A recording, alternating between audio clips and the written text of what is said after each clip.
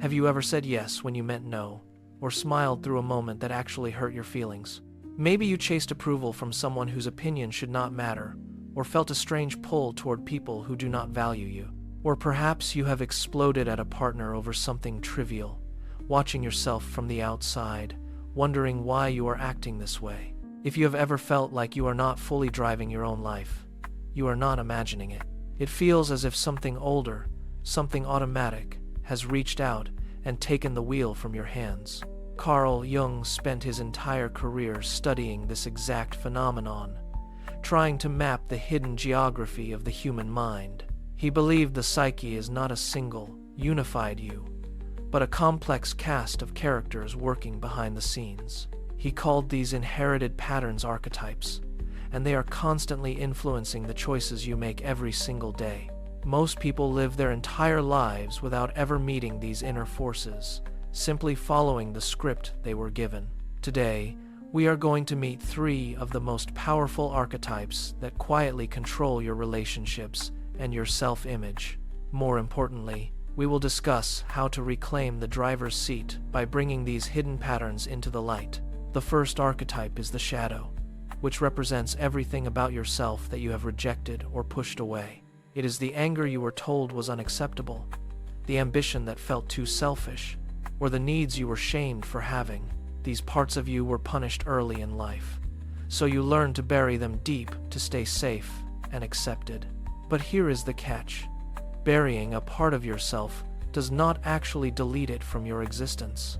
It simply moves that energy out of your direct view, where it continues to operate in the dark.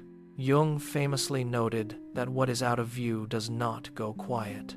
Instead, it begins to leak out into your life. He said that everyone carries a shadow, and the less it is acknowledged, the denser and more dangerous it becomes.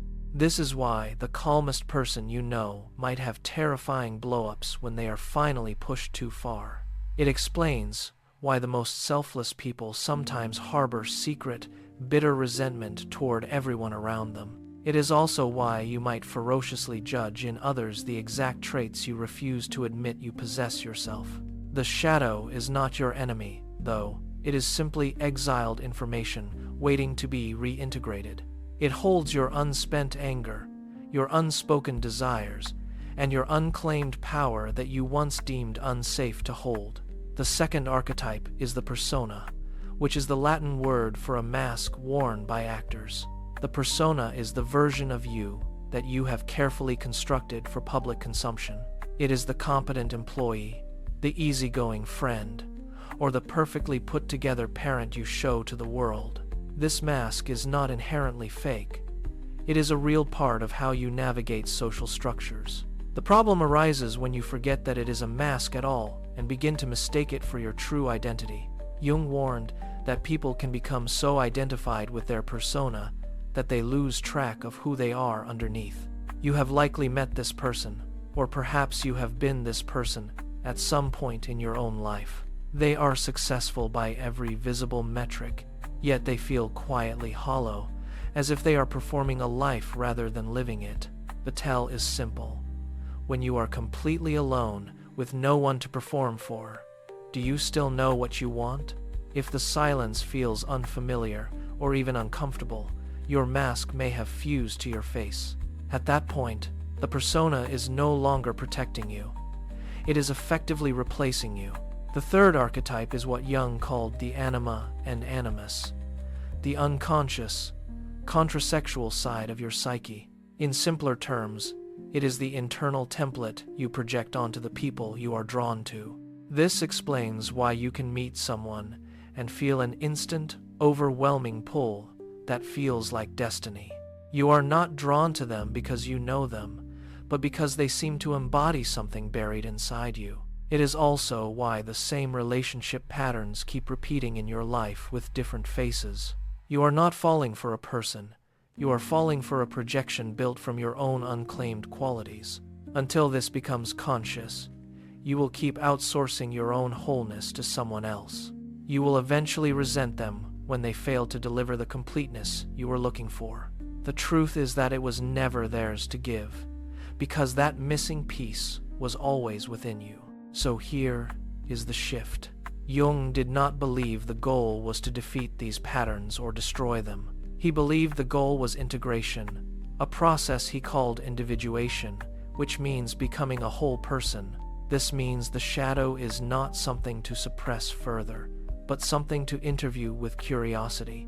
It means the persona is not something to destroy, but something to take off at the end of the day on purpose.